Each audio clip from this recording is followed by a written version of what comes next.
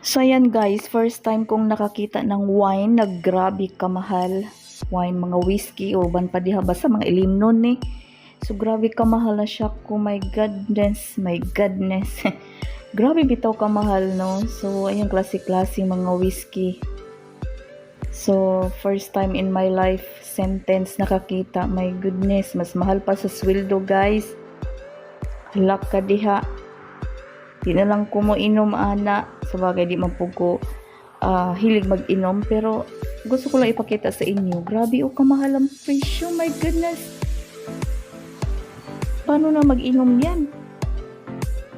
Sayang. My goodness. Ayan oh. So ayan. Klase-klaseng wine dito. So naaliw ako magtingin-tingin sa mga presyo. So ayan guys. Hindi ko na alam kung ano yung mga inumin dito. Yung mga whiskey, ano pa ba dyan. Wala talaga akong kaalam-alam niyan sa mga ilimnon na yan guys. So ayan.